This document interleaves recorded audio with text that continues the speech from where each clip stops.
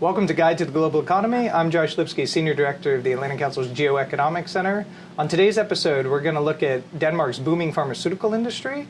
We're also going to dive into the New Development Bank, which is the BRICS bank, and look at what's happening with their multilateral development lending and how it compares to the World Bank and other lenders. But first, I want to bring in Niels, Associate Director of the GeoEconomics Center.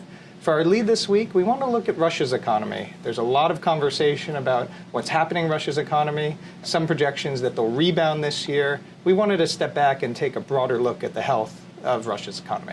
Exactly. I think we've been kind of surprised recently with the news that Russia will grow this year, grow above projections, I think, by some initial estimates from the start of the year. And we want to take a step back and really see if the short-term gain in the Russian economy will play out in the long run. And to do that, we want to see kind of what the Russian trajectory looks like from now into 2030.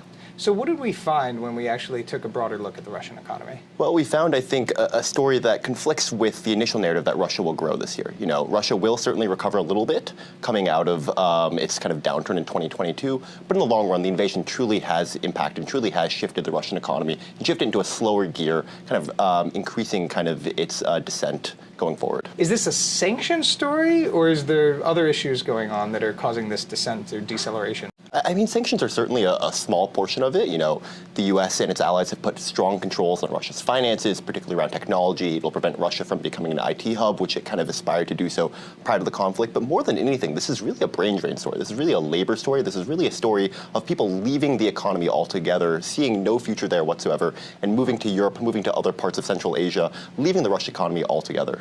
So sanctions could have a role in that because they limit some access to high-tech items and long-term, but it's really about Russians, and especially young Russians, exactly, I think, wanting to leave the country. Exactly. It's the people who really people just no longer see a future in the economy there. Folks who have gotten strong educations, folks who are going into places like the IT sector, for example, that are impacted by sanctions, they're also leaving altogether. So we're seeing this primarily within young Russians. We see that around 80% of immigrants are around the 20 to 45 age range. So this is kind of your next painful data point if you're a Russian policymaker. This is your future labor force, really leaving, your future educated labor force leaving the economy altogether. On top of that, we also see it's primarily wealthy Russians. So folks that are really driving your consumption within the domestic economy altogether. So not only are they losing the sort of skills that will build the economy, they're losing the consumers that will buy the goods the economy will produce later down the line, really kind of taking this whole of economy shift downward. So when people ask, is there an economic cost to Putin's invasion, we can say, yes, there is a cost. Maybe there's a rebound this year, but there's a long-term economic cost.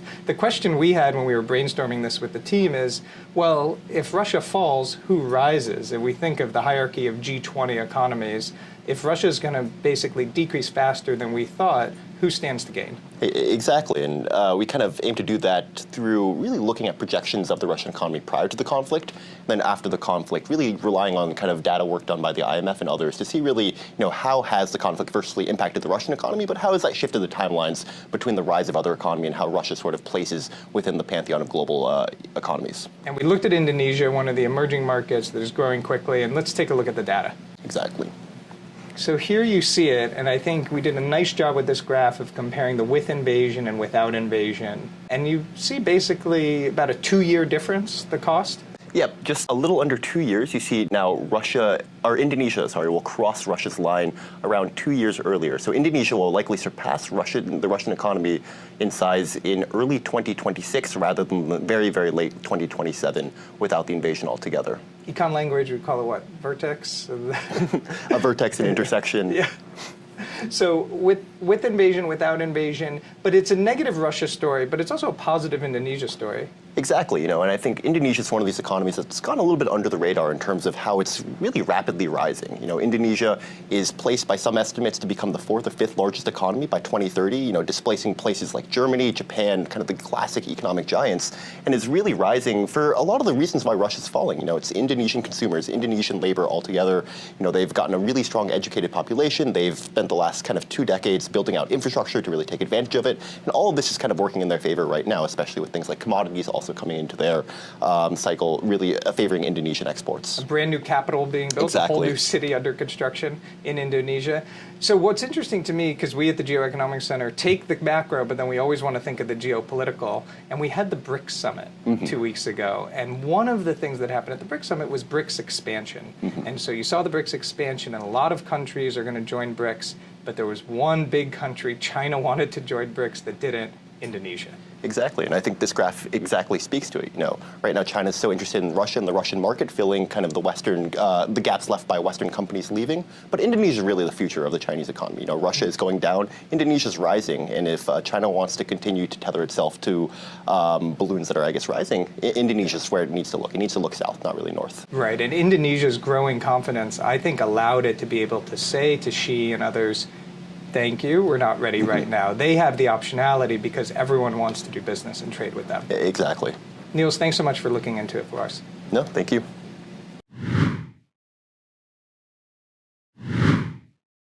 For Under the Radar this week, we took a look at Denmark's booming pharmaceutical industry. I want to bring in Alisha Chhangani, Program Assistant, here with us at the GeoEconomics Center.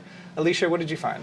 Yeah, so Novo Nordisk is a pharmaceutical company in Denmark that produces the very popular Ozempic, Wegovy drugs. Heard a lot about this drug. Yeah, and they are so popular that they have just surpassed the Danish GDP, and their valuation is at $413 billion. Well, the company is worth more than the entire GDP of Denmark. Okay. Yeah, and we're seeing some cracks here, right? They're already facing a wave of lawsuits coming in from allegedly very dangerous side effects, and consumer confidence in Denmark has fallen for the first time in a really long time. This is interesting because if you have one company that's so significant to the economy, it can present enormous risks to your entire economic health. We've seen this play out before in Europe. Yeah, actually not too far. Let's look at Denmark's neighbor. Finland had over-reliance on Nokia. It saw a huge boom in its GDP. But post-2008 financial crisis and the rise of the iPhone, parts of the Finnish economy never really recovered. I actually had a Nokia phone. This was in the early 2000s, so I will admit to that. They're hugely popular, and obviously you saw what happens when one economy is so reliant. I think it just goes back to the old wise tale to never put, all your eggs in one basket. So what are we looking for going forward? Yeah, actually, Denmark just has a new economy minister. He is coming back from sick leave. Okay. He was previously the defense minister, but decided to swap positions to be the economy minister. You may regret that decision. His job may be a little bit harder than he anticipates. Yeah, walking into a tough situation. Yeah. Alisha, thanks so much for looking into it for us. Thank you.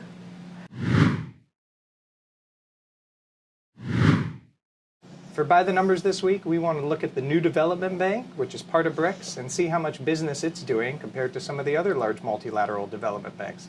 I want to bring in Jasper, Gilardi, producer of Guide to the Global Economy. Jasper, it's your last week at the Council. You're the man behind the scenes. You helped make this possible. You helped create the Guide to the Global Economy video series. And so we wanted to take a chance to bring you on the show in this episode and ask you some tough questions about international finance. Looking forward to it. Yeah. Thank you, Josh. And of course, Philip Meng did all of the research for this, so I've got to give him all the credit for this segment. But this week for By the Numbers, our big number is really quite small. It's 3%. And that's the amount of lending that the New Development Bank has done in comparison to the World Bank, which is, of course, a bit of the standard. But we have a quick graph to bring up here. And we Usually can I do that. Usually you do that, but, I'm running the show today. So over here you can see we've got the New Development Bank. The absolute value of their lending is really about $400 million, and that's just a small fraction of these multilateral development banks. They're issuing loans all over the world. It's important because we hear a lot about rival to the World Bank. New Development Banks are rival to the World Bank.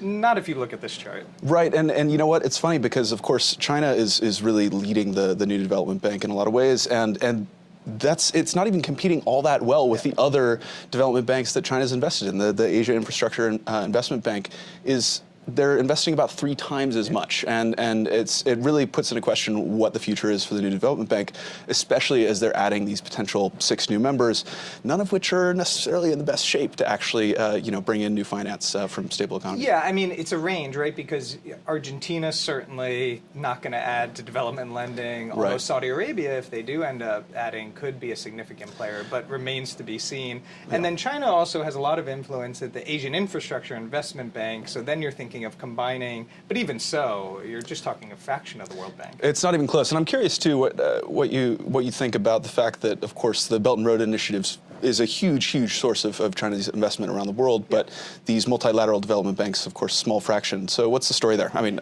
you know this better than I do. I think what's really important to understand when you look at this chart, it's not about China and New Development Bank and Asian Infrastructure Bank versus the West and the World Bank. China is a very large shareholder in the World Bank. China gets lending from the World Bank. So it's important to understand China exerts a lot of influence and has a lot of capacity through the World Bank and the other regional development banks, as well as these development banks, which are really more in China's orbit, but not only China. Dilma Rousseff, former president of Brazil, is president of the New Development Bank, so it has some geopolitical clout as well. All right, so where do you think what these new countries are actually going to bring to BRICS, which is probably going to need a new name here pretty soon if they add another 6? Well, I'm sure the guide team will be able to come up with a new name for BRICS, but I'm very BRICS skeptical. Okay. There's a lot of hype around the BRICS expansion, but I kind of tend to think that it's a little more churn about it than is actually going to be, realized, because they operate by consensus. I think once you bring all these folks under the same place, it's going to be hard to have any coherent policy strategy. But we'll see. We'll see if this bar rises. I want to ask you one final question. You've been part of the guide now for quite a while.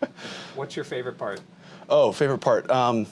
It's this. It's learning new stuff on every single one of these episodes. I'm learning about new economic issues that I wouldn't have been thinking about otherwise, that I'm not reading about in the news. And we always get these news stories just a little bit ahead of the news cycle, which is actually pretty fun as well. You guys catch things going on in the markets and in the economies that nobody else does. So.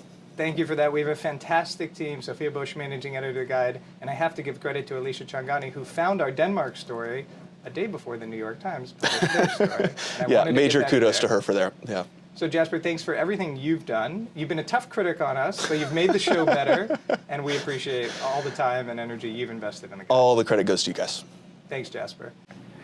Thanks for joining Guide to the Global Economy. We hope you tune in next week. Please like this video and subscribe to the channel. We're always trying to stay ahead of the curve on issues happening in international economics. Thanks so much for joining us.